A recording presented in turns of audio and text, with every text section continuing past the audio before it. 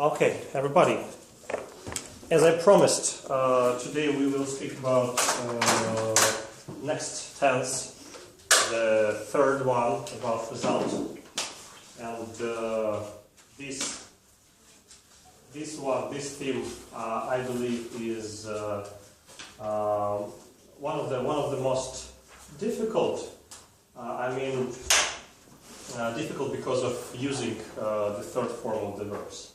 In this theme, in this tense, you have to use the third form of the verbs. So, if in the previous, in process time, it was pretty easy because there is only ing ending, so you just take ing. I'm waiting, I'm getting, and I'm eating, and so on. Here, you will have to use the third form of the verb.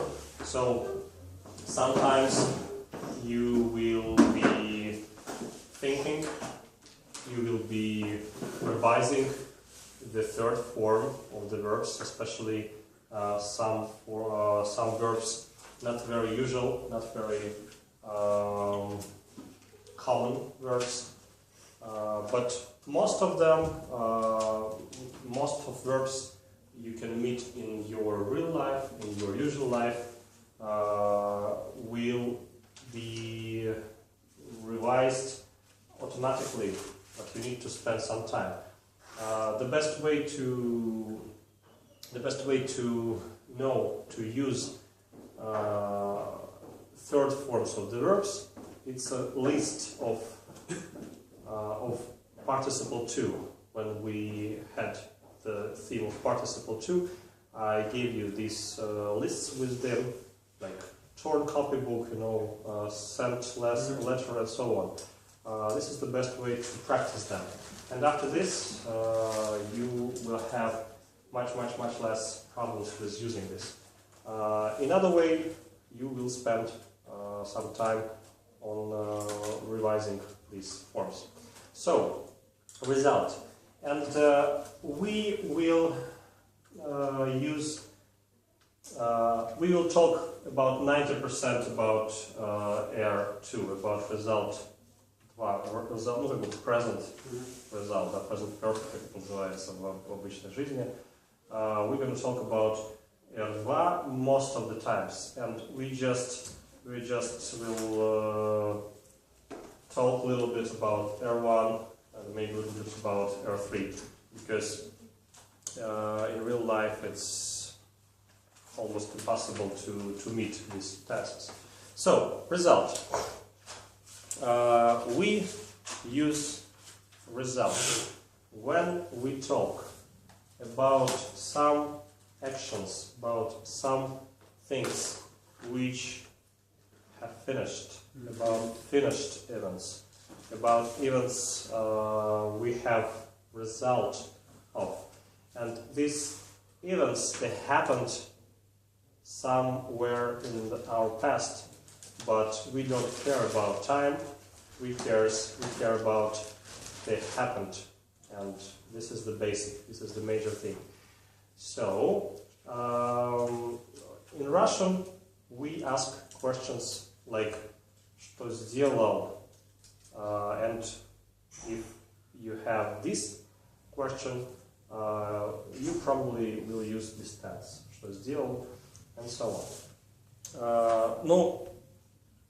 Это время может использоваться совсем не обязательно даже с временными маркерами.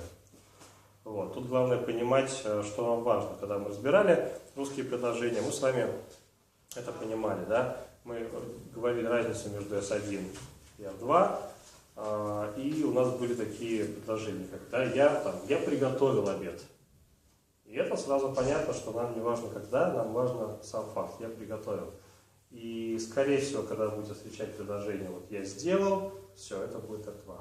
Не важно в каком времени, в каком отрезке времени.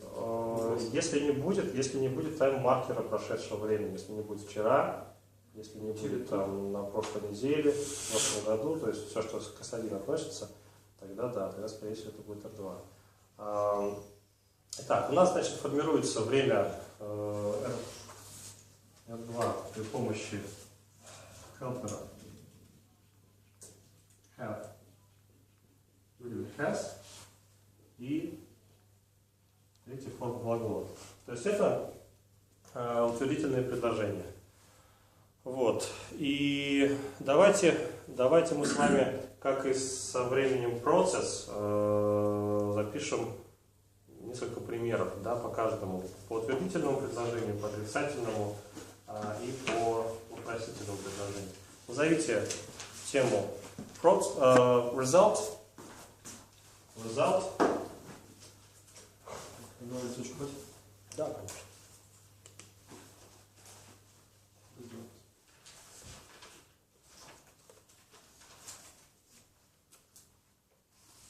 Вот. Ну и точно так же, как мы с процессом сделали. Вот так вот.